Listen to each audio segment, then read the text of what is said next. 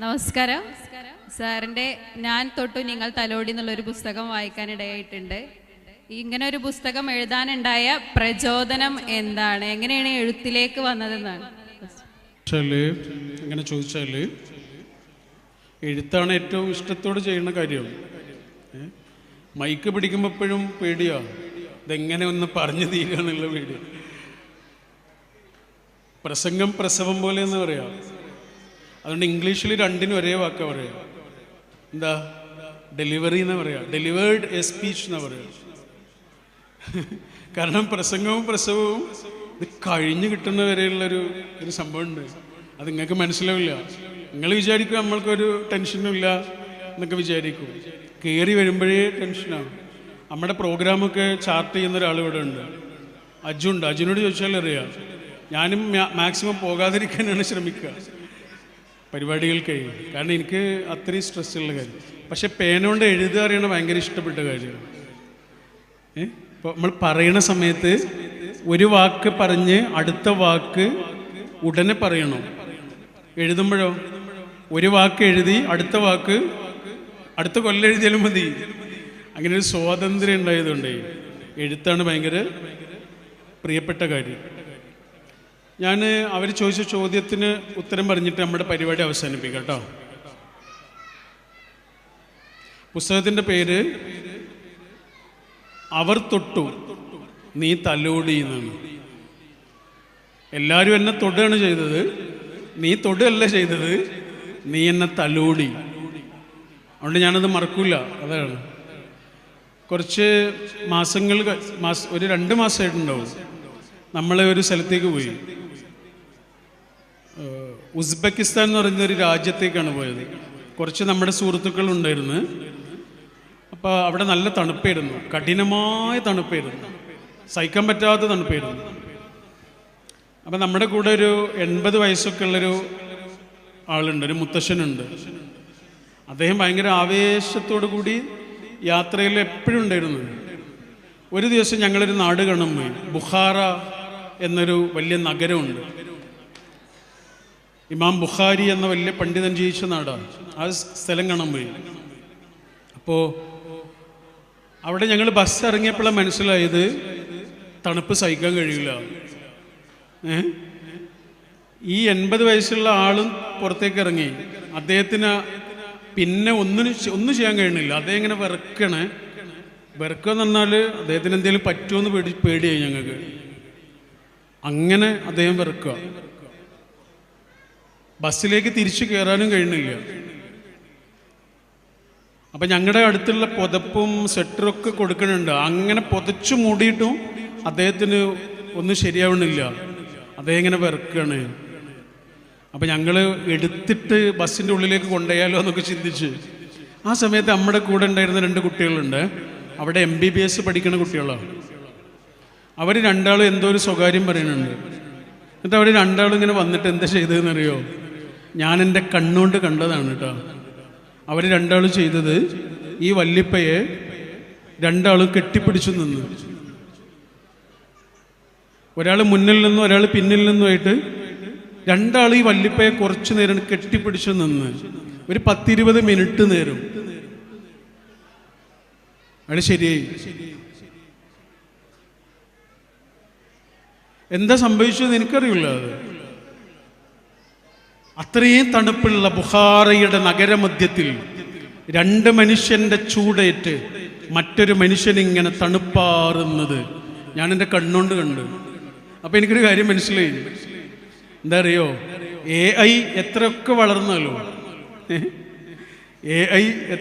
വളർന്നാലും തൊടാൻ കഴിയില്ല. അതിന് നമ്മൾ തന്നെ വേണം. ഒരു മനുഷ്യന് വേറൊരു മനുഷ്യന് തൊടാൻ കഴിയുന്നത് പോലെ, തലോടാൻ കഴിയുന്നത് പോലെ, സാന്ത്വനിപ്പിക്കാൻ കഴിയണ പോലെ ഒരു യന്ത്രത്തിനും കഴിയില്ല. നമ്മളെ കണ്ണിന്ന് കണ്ണീരിങ്ങനെ വരുമ്പോഴേ അത് തുടക്കാൻ പറ്റിയ ഏറ്റവും നല്ല തൂവാല ഏതാണെന്നറിയാം? തൊട്ടടുത്തുള്ള മനുഷ്യൻ്റെ കൈയാണ്. ഞാൻ സംസാരത്തിൻ്റെ ഇടയിൽ പറഞ്ഞൊരു കാര്യം ഒന്നുകൂടെ പറയാം. നമ്മൾ പ്ലാസ്റ്റിക് അല്ല, ഉള്ളിൽ മനസ്സ് എന്ന് പറയുന്നൊരു സാധനമുള്ള ജീവികളാണ്. നമ്മുടെ കൂടെ ജീവിക്കുന്ന മനുഷ്യന്മാരും. ഈ ഇസ്ലാമിൽ കല്യാണത്തിൻ്റെ സമയത്ത് വധുവിനും വരനും വേണ്ടി പ്രാർത്ഥിക്കുന്നൊരു പ്രാർത്ഥനയുണ്ട്. അത് ഏത് മതത്തിൽപ്പെട്ട വധുവിനും വരനും വേണ്ടി ആ പ്രാർത്ഥന പ്രാർത്ഥിക്കാം കേട്ടോ. എന്താണ് പ്രാർത്ഥന എന്നറിയാം? നിങ്ങൾക്ക് എല്ലാ ബർക്കത്തും ഉണ്ടാവട്ടെ എന്ന് അല്ലേ? അതാണ് പ്രാർത്ഥന. ഒരു വരിയിൽ ഒതുങ്ങുന്ന പ്രാർത്ഥന കേട്ടോ. അത് ഒറ്റ വരി പ്രാർത്ഥനയാണ്. ആ ഒറ്റ വരി പ്രാർത്ഥനയിൽ ഒരു വാക്ക് 2 പ്രാവശ്യമുണ്ട്. ഏതാ വാക്ക് എന്നറിയാം? ബർക്കത്ത്. നമുക്ക് മലയാളം പോലെ പരിചയമുള്ള വാക്കാണത്, ബർക്കത്ത് എന്ന് പറയുന്നത് അല്ലേ? ബർക്കത്ത് എന്ന് പറഞ്ഞാൽ എന്താ? നമ്മുടെ സാധാരണ പൈസയൊക്കെ പറയാം. ഒരിപ്പോൾ നല്ല ബർക്കത്താന്ന് പറഞ്ഞാൽ നല്ലോണം പൈസ ഉണ്ടെന്നാണ് അല്ലേ? എന്നാൽ നിങ്ങൾ ഈ നാട്ടിലെ ചെനക്കൽ അങ്ങാടിയിലെ ഏറ്റവും വലിയ പൈസക്കാരനോട് ചെന്നിട്ട്, കോട്ടക്കലെ പുത്തനത്താണിയിലെ രണ്ടത്താണിയിലെ ഏറ്റവും വലിയ പൈസക്കാരനോട് ചെന്നിട്ട് ചോദിച്ചു നോക്ക്, എന്താണ് ബർക്കത്ത്? അയാൾ പറയട്ടെ പൈസയാണെന്ന് പറയട്ടെ? അയാൾ പറയില്ല. അയാൾ പറയാൻ സാധ്യതയുള്ളൊരു വാക്കുണ്ട്. അതെന്താണെന്നറിയാം? മനസ്സമാധാനം. 100 രൂപ മാത്രം ദിവസം വരുമാനമുള്ള മനുഷ്യന്മാരും സന്തോഷമായിട്ട് ജീവിക്കുന്നുണ്ട്. 100 റുപ്യ മാത്രം ദിവസം വരുമാനമുള്ള മനുഷ്യരും സന്തോഷമായിട്ട് ജീവിക്കുന്നുണ്ട്. ആകെ കാര്യത്രേ ഉള്ളൂ, ഈ മനുഷ്യൻ കൂടെ ജീവിക്കണ മനുഷ്യൻ ഉള്ളിൽ മനസ്സുള്ള മനുഷ്യനാണെന്നും പലതരം അവസ്ഥകളിലൂടെ കടന്നു പോകുന്ന മനുഷ്യന്മാരാണ് എന്നും ഒന്ന് മനസ്സിലാക്കിയാൽ മതിയാവും. അതാണ് ആ പാട്ടിലെ വരിയും. എന്തായിരുന്നു പാട്ടിലെ വരി? നിങ്ങൾ പോകുമ്പോൾ ഒന്ന് കേൾക്കണം കേട്ടോ ആ പാട്ട്. ഏത്? ബന്ധുവാര് ശത്രുവാര്. പാട്ടിലെ വരി ഏതായിരുന്നു?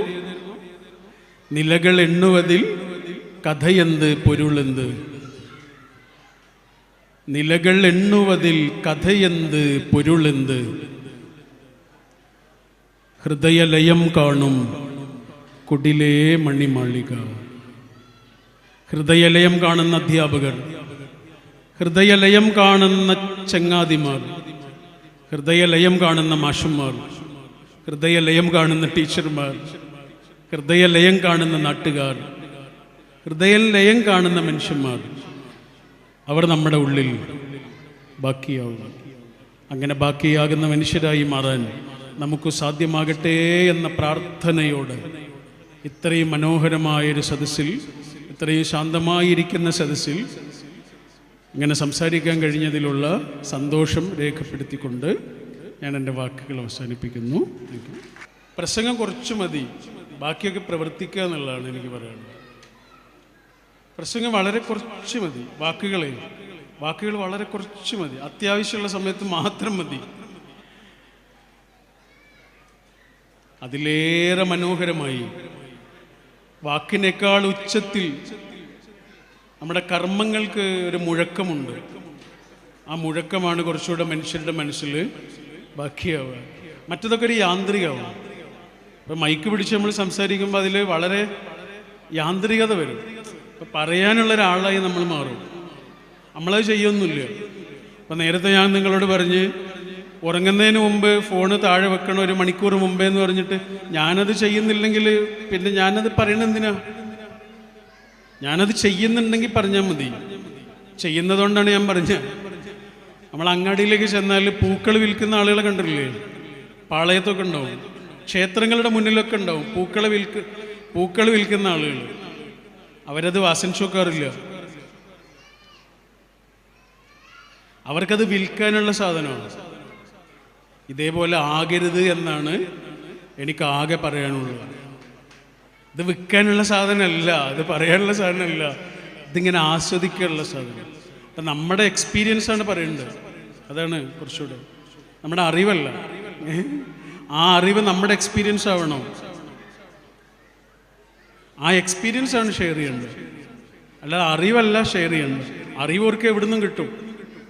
ആ അറിവ് നമ്മുടെ എക്സ്പീരിയൻസ് ആവണം, സ്വന്തം എക്സ്പീരിയൻസ്. ആ എക്സ്പീരിയൻസാണ് നമ്മൾ ഷെയർ ചെയ്യേണ്ടത്. അപ്പം അത് നമ്മുടേത് മാത്രമാവും. അതിനൊരു സ്പെഷ്യാലിറ്റി ഉണ്ടാവും അല്ലേ? അറിവ് എല്ലാവർക്കും കിട്ടൂലേ ഗൂഗിളിൽ തിരഞ്ഞാൽ? അറിവിനെ എക്സ്പീരിയൻസ് ആക്കിയിട്ട് അതാണ് ഷെയർ ചെയ്യുന്നത്.